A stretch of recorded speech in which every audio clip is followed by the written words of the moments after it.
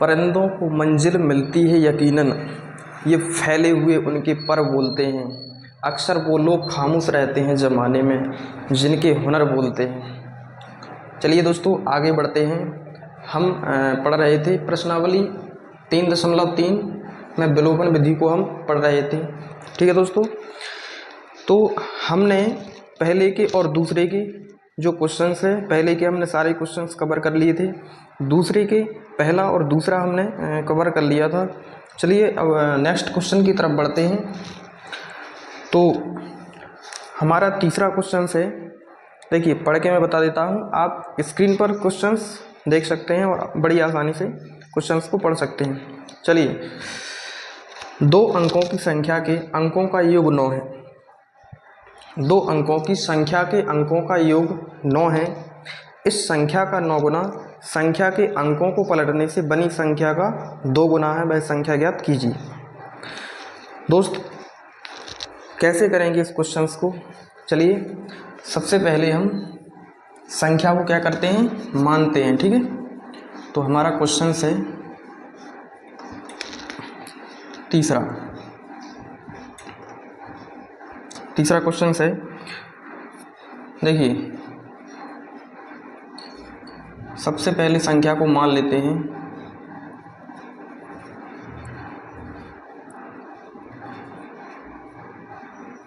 माना इकाई अंक, संख्या का इकाई अंक क्या है, x, और संख्या के दहाई अंक को मान लेते हैं हम y। ठीक है दोस्त, संख्या का इकाई अंक हो जाएगा x और संख्या का दहाई अंक क्या हो जाएगा, y हो जाएगा। ठीक है, अब देखिए तो वह संख्या क्या होगी, देखिए संख्या क्या होगी,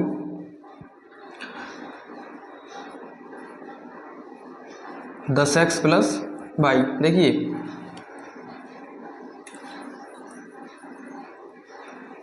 वो संख्या हो जाएगी 10y प्लस एक्स। देखिए इकाई दहाई, हम कोई भी नंबर होता है तो हम कैसे उसको पढ़ते हैं, इकाई दहाई। ठीक है, तो इकाई अंक है हमारा x और दहाई अंक हमारा y है। ठीक है, तो 10y, तो वह संख्या क्या हो जाएगी, 10y प्लस एक्स।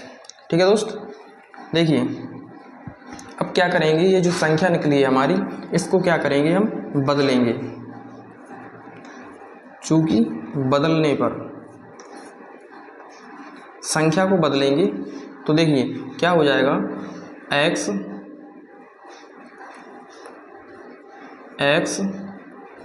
यहाँ पर हो जाएगा 10x प्लस वाई। ठीक है दोस्त, ये जो संख्या है इनकी अदला बदली हो जाएगी। ये जो x है वो यहाँ पर आ जाएगा और y यहाँ पर आ जाएगा, मतलब x की जगह y और y की जगह को हम y की जगह पर हम x लिख देंगे। ठीक है, और कुछ नहीं करना होना। ठीक है, देखिए तो संख्या निकली हमारी 10y प्लस एक्स, और इस संख्या को हमने बदला तो हमारा संख्या जो अगली संख्या बनी है वो बनी है 10x प्लस की y। ठीक है दोस्त, अब देखिए क्वेश्चंस, अब आगे बढ़ते हैं। ठीक है, तो आगे बढ़ने से पहले देखिए क्वेश्चंस की जो प्रथम शर्त है, प्रथम शर्तानुसार, अब क्वेश्चंस के हिसाब से चलेंगे हम। क्वेश्चन जो कह रहा है उसके हिसाब से हम आगे बढ़ेंगे। देखिए प्रथम शर्त है क्वेश्चंस की, 2 अंकों की संख्या के अंकों का योग 9 है। देखिए 2 अंकों की संख्या, तो इकाई और दहाई वाली जो संख्या है x प्लस वाई, 2 अंकों की संख्या के अंकों का योग कितना है, 9 है। इसे मान लेते हैं हम समीकरण 1। ठीक है दोस्त, ये हमारा बन गया समीकरण 1। देखिए आगे चलते हैं, आगे कह रहा है कि इस संख्या का 9 गुना, कौन सी संख्या, ये जो संख्या है 10y plus x, 10y plus x, इस संख्या का 9 गुना, 9 गुने का मतलब है 9 का इसमें क्या करेंगे, गुणा करेंगे। संख्या के अंकों को पलटने पर, देखिए संख्या के अंकों को हमने पलटा, तो संख्या के अंकों को पलटने के बाद कौन सी संख्या बनी हमारी, 10x प्लस की y। ठीक है, पलटने से बनी संख्या का 2 गुना है। देखिए इस संख्या को हमने पलटा तो ये 2 गुने के बराबर है।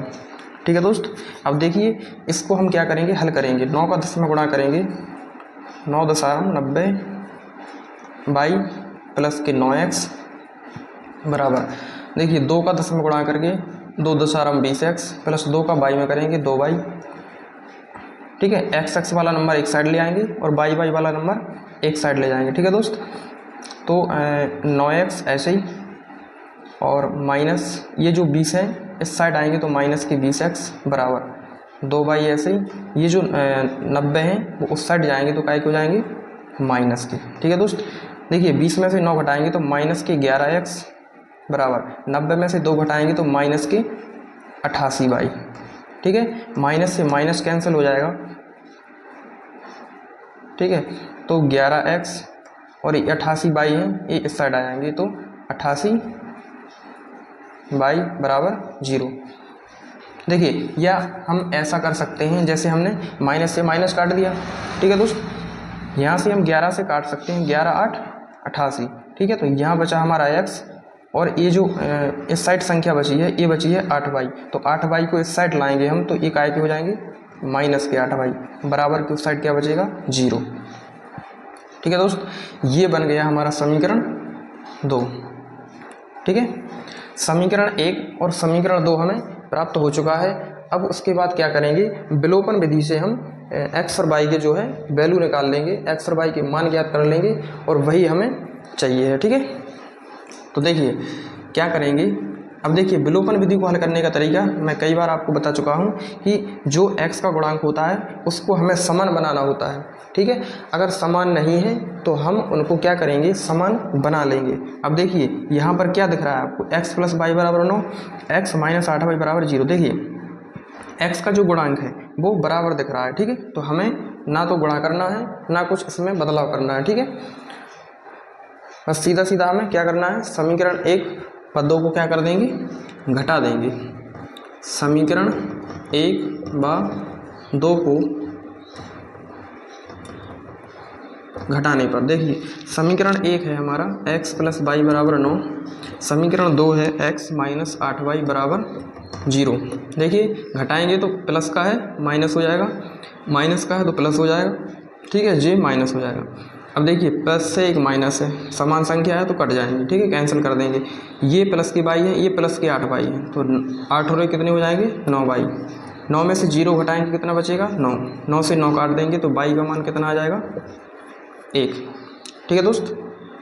अब देखिए y का मान 1 आ गया, अब y का मान उठा के रख देंगे समीकरण 1 में, y का मान समीकरण 1 में रखने पर देखिए समीकरण 1 क्या है x प्लस वाई बराबर 9।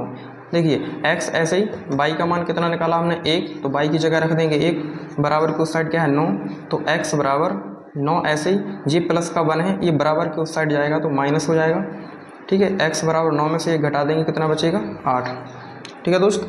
देखिए x का मान हमें निकल कर आ गया है 8 और y की वैल्यू निकली है कितनी 1। देखिए x और y के मान जो है हमने फाइनली निकाल चुके हैं। अब हमें वह संख्या पूछा था कि वह संख्या क्या है, ठीक है, तो वह संख्या ज्ञात कीजिए। देखिए तो हमारी जो संख्या है वास्तविक जो संख्या थी हमारी वो क्या थी 10y प्लस के x, ठीक है दोस्त। ये तो संख्या हमें पलटने के बाद प्राप्त हुई है, लेकिन वास्तविक हमारी जो संख्या है वो ये है, ठीक है।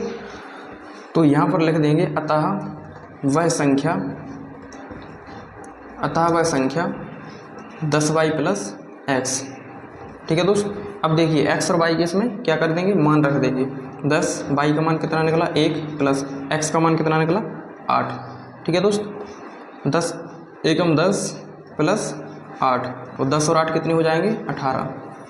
तो ये हमारा क्या आ गया फाइनल आंसर आ चुका है, ठीक है। वह संख्या हमें प्राप्त हो चुकी है जो इन्होंने क्वेश्चंस में पूछी थी हमसे, ठीक है दोस्त। तो क्वेश्चंस आपको बेहतर तरीके से समझ में आ गया होगा, अगर समझ में ना आया हो तो आप बैक जाकर एक बार दोबारा से इसको देख सकते हैं, ठीक है दोस्त। चलिए दोस्त नेक्स्ट क्वेश्चन की तरफ बढ़ते हैं। नेक्स्ट क्वेश्चन हमारा है, मैं पढ़ के बता देता हूँ एक बार। मीना 2000 रुपये निकालने के लिए एक बैंक गई, उसने खजांची से 50 रुपये तथा 100 रुपये के नोट देने के लिए कहा। मीना ने कुल 25 नोट प्राप्त किए, ठीक है। ज्ञात कीजिए कि उसने 50 रुपये के और 100 रुपये के नोट 100 रुपये के कितने कितने नोट प्राप्त किए, ठीक है दोस्त। तो फाइनली हमसे ये पूछा गया है कि 50 रुपये के उसने कितने नोट निकाले और 100 रुपये के उसने कितने नोट निकाले वास्तव में। ठीक है, तो चलिए क्वेश्चंस को हल करते हैं। क्वेश्चन हमारा चौथा है। देखिए सबसे पहले हम मान लेते हैं कि माना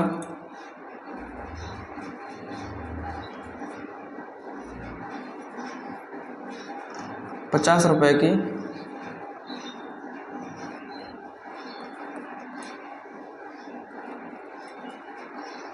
50 रुपये की नोटों की संख्या कितनी है, x। ठीक है, और 100 रुपये की नोटों की संख्या कितनी है, y है। ठीक है दोस्त, हमने मान लिया कि माना 50 रुपये की नोटों की संख्या x है और 100 रुपये की जो नोट है उनकी संख्या है y। ठीक है दोस्त, देखिए और हमसे कहा गया है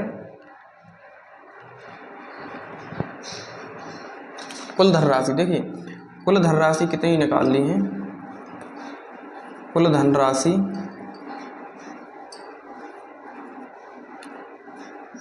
धनराशि निकालने के लिए गई है वो कितनी, 2000 रुपये। ठीक है दोस्त, टोटल धनराशि उसने कितनी निकाली या निकालने के लिए गई है बैंक वो 2000 रुपये उसे निकालना है। ठीक है, अब देखिए मान लीजिए कि 1 रुपये की नोटों की संख्या x है। ठीक है, मान लीजिए 1 रुपये की नोटों की संख्या x है, तो 50 रुपये की नोटों की संख्या कितनी हो जाएगी, 50x हो जाएगी। समझना ध्यान से। ठीक है, 1 रुपये की नोटों की संख्या x है, मान लो कि 1 रुपये का जो नोट है उसकी संख्या x है, तो वो 50 रुपये की नोटों की संख्या कितनी हो जाएगी, टोटल 50x हो जाएगी। ठीक है, और 22 रुपये की नोटों की 100 रुपये की नोटों की संख्या 22 है, तो 100 रुपये की नोटों की संख्या टोटल कितनी हो जाएगी, 122। ठीक है दोस्त, देखिए तो बैंक जब वो गई है तो उसे 2 प्रकार के नोट निकालना है, एक तो 50 रुपये के और दूसरे 100 रुपये के। तो 50 रुपये के नोट कितने हैं टोटल, 50x। ठीक है, 100 रुपये के नोट कितने हैं टोटल, 100x। तो 50 और 100 रुपये के नोट टोटल उसने निकाले हैं कितने, 2000 रुपये। तो यहाँ से हमारा एक रैखिक समीकरण बन के तैयार हो गया। ठीक है, बराबर कितने हैं, 2000 के बराबर। ठीक है, 50 और 100 रुपये के नोट कितने निकाले उसने, टोटल 2000। अब देखिए इसको हल करेंगे, 50 कॉमन ले लेंगे इसमें से, x प्लस 2y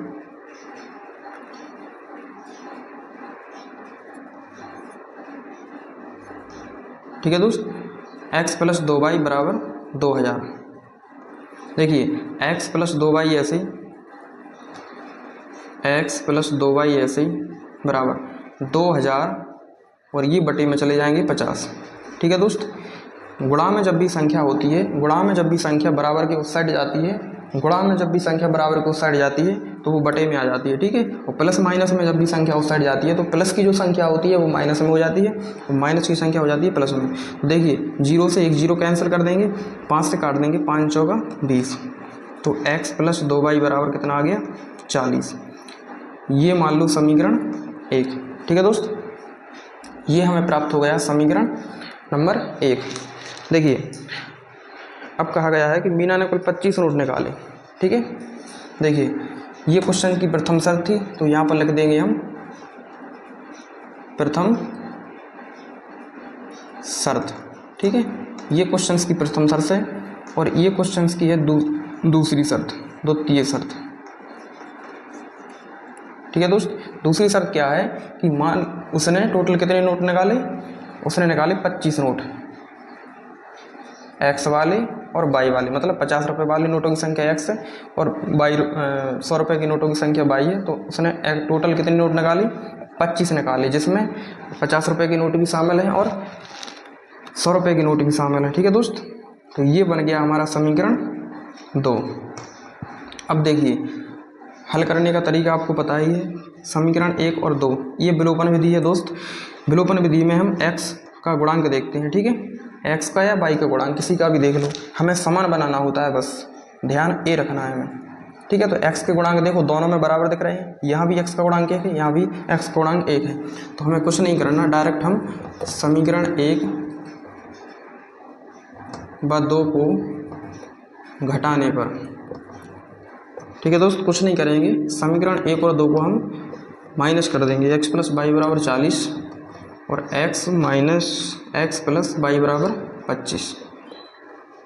देखिए दोस्त, यहाँ माइनस, यहाँ माइनस, यहाँ माइनस। ठीक है, नीचे वाला नंबर देखते हैं हम, अगर प्लस का होगा तो माइनस लगा देते हैं, प्लस का होगा तो माइनस लगा देते हैं, और माइनस का होगा तो प्लस लगा देते हैं। तीनों नंबर हमें प्लस में दिख रहे हैं तो हमने तीनों माइनस लगा दिए। ठीक है, ये जो संख्या है ये समान दिख रही है, एक प्लस में है एक माइनस में है, तो जी इसको हम काट सकते हैं, कैंसिल कर सकते हैं। ठीक है, 2 बाई में से 1 बाई घटाएंगे तो 1 बाई निकल कर आ जाएगा। ठीक है, 40 में से 25 घटाएंगे तो कितने बचेंगे? 15। ठीक है दोस्त, तो बाई का जो मान है वो 15 निकल कर आ चुका है। ठीक है, अब देखिए x का मान और चाहिए, तो बाई का मान या तो समीकरण 1 में रख दो उठा के, या 2 में रख दो। बाई का मान समीकरण 1 में रखने पर, देखिए समीकरण 1 में रखेंगे तो x प्लस 2y बराबर 40, तो x प्लस 2 बाई का मान कितना है बराबर 40, तो x प्लस 15 दूनी 30 बराबर 40, तो x बराबर 40 में 40, और ये माइनस हो जाएंगे, उस साइड जाएंगे। ठीक है, x बराबर कितना आ गया? 40 में से 10 घटाएँ, 40 में से 30 घटाएंगे तो कितना बचेगा? 10। ठीक है दोस्त, देखिए x का मान निकल कर आ चुका है और y का मान भी हमें प्राप्त हो चुका है। तो हम क्या कर सकते हैं, हम कह सकते हैं कि 50 रुपये के नोटों की संख्या, देखिए अतः 50 रुपये की नोट कितने निकाले इसने, कितने निकाले 50 रुपये की नोट, हमने माना था x। ठीक है, तो x का मान कितना आ गया? 10। तो 50 रुपये के नोट उसने निकाले ओनली 10। ठीक है दोस्त, कितने निकाले? 10। और 100 रुपये के उसने नोट कितने निकाले?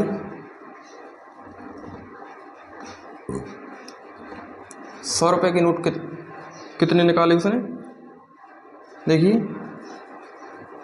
कितने निकाले? बाई का मान कितना आ गया हमारा? 15।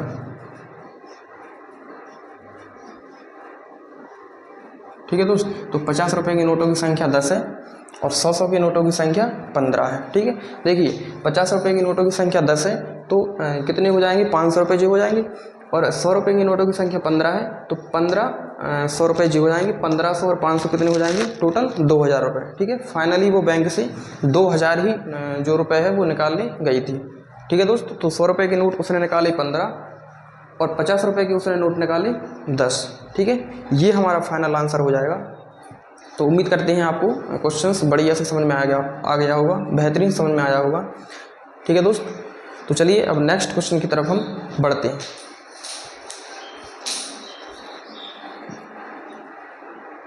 तो चलिए दोस्त, इस प्रश्नावली का लास्ट क्वेश्चन से 5वां क्वेश्चन और रह गया हमारा, तो वो ख़त्म कर लेते हैं। फिर इसके बाद नेक्स्ट हम अगले चैप्टर की ओर आगे बढ़ेंगे।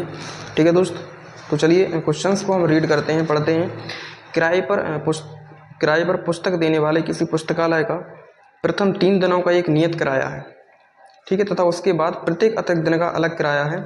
सरिता ने 7 दिनों तक एक पुस्तक रखने के लिए 27 रुपये अदा किए, जबकि सूसी ने एक पुस्तक 5 दिनों तक रखने के लिए 21 रुपये अदा किए। एक नियत किराया तथा प्रत्येक अतिरिक्त दिन का किराया ज्ञात कीजिए। ठीक है दोस्त, चलिए आगे बढ़ते हैं। तो क्या कहा गया है क्वेश्चंस में, क्वेश्चंस के हिसाब से हम चलेंगे। ठीक है, किराए पर पुस्तक देने वाले किसी पुस्तकालय का प्रथम 3 दिनों का नियत किराया। देखिए दोस्त, हमने इससे पहले प्रश्नावली 3.2 में एक भाड़े वाला क्वेश्चंस बताया था हमने। ठीक है, टैक्सी वाला क्वेश्चन था, तो उसमें क्या हो रहा था कि नियत किराए की बात कर रहे थे और अतिरिक्त यानी कि जितने किलोमीटर चलेंगे, जैसे मान लो टैक्सी वाला क्वेश्चन था तो उसमें टैक्सी का एक नियत किराया, मतलब जैसे ही आप बैठे तो एक फिक्स राशि आपको देनी होगी। ठीक है, फिर वो टैक्सी जैसे ही आगे बढ़ेगी किलोमीटर के हिसाब से उसका जो आपको उसकी धनराशि है वो अलग से देनी होगी। ठीक है दोस्त, तो चलिए उसी के बिहाफ पर ये क्वेश्चन हम करते हैं। ठीक है, तो अच्छे से समझिएगा, एक एक बात हमारी सुनिएगा ध्यान से। ठीक है, किराए पर पुस्तक देने वाले किसी पुस्तकालय का प्रथम 3 दिनों का एक नियत किराया है। देखिए मान लेते हैं नियत किराया, माना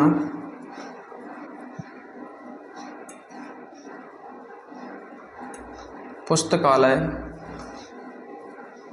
का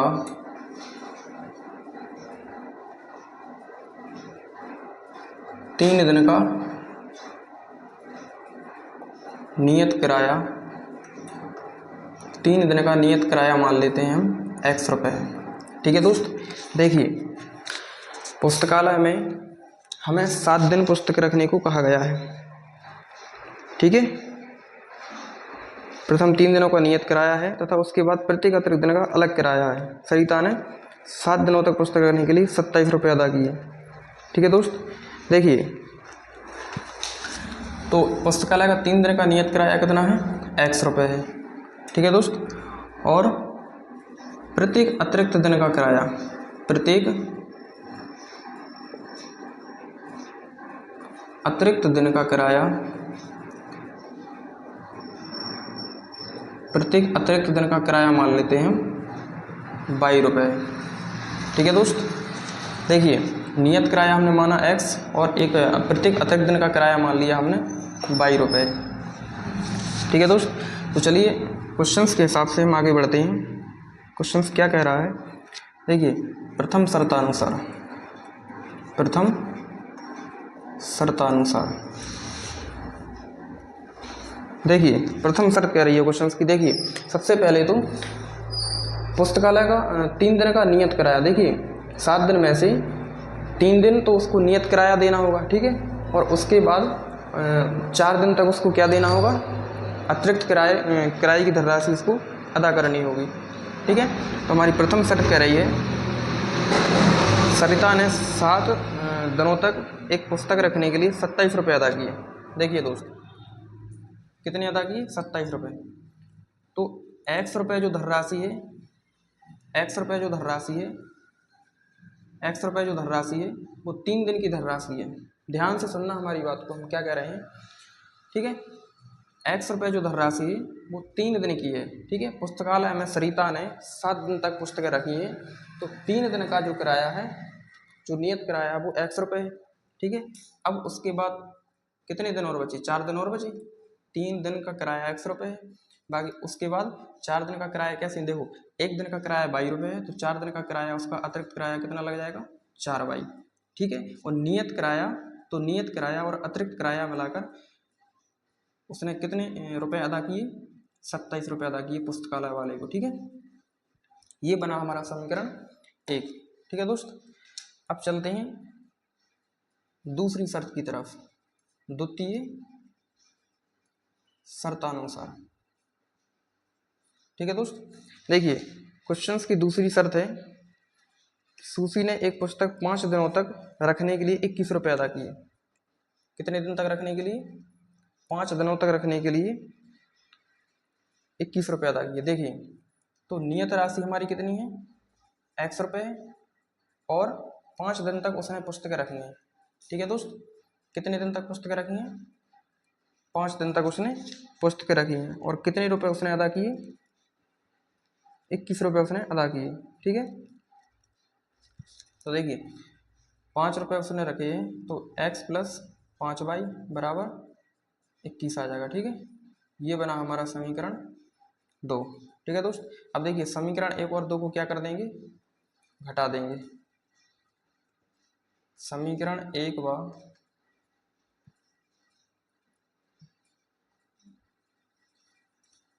देखिए यहाँ पर हम गलती कर चुके हैं। क्या गलती कर चुके हैं, देखिए बताते हैं भैया। 3 दिन का किराया X रुपये है, इसने जो सरिता थी उसने पुस्तक रखी थी 7 दिन के लिए। ठीक है, तो 3 दिन का नियत किराया X रुपये है, तो 3 दिन का किराया X रुपये दे दिया उसने, और जो अतिरिक्त दिन का किराया है वो 4 दिन का किराया और बचा, तो 4/22 दे दिया। टोटल उसने धनराशि कितनी दे दी, 27 रुपये। देखिए यही बात यहाँ पर भी लागू होती है कि अगर 3 दिन का किराया उसने X रुपये दे दिया, तो इसने टोटल कितने दिन तक पुस्तकें रखी हैं, 5 दिन तक, तो 2 अतिरिक्त दिन का ऐसे अलग से किराया देना होगा, 2/22 बराबर 21 रुपये अदा किए। ठीक है, ये है हमारा सही। अब समीकरण ए बन गया 2। अब देखिए क्या करेंगे, समीकरण 1 व 2 को घटाने पर क्या करेंगे, 1 और 2 को घटा देंगे, तो समीकरण 1 हमारा है X + 4/22 बराबर 27, X+ के 2/22 बराबर 21।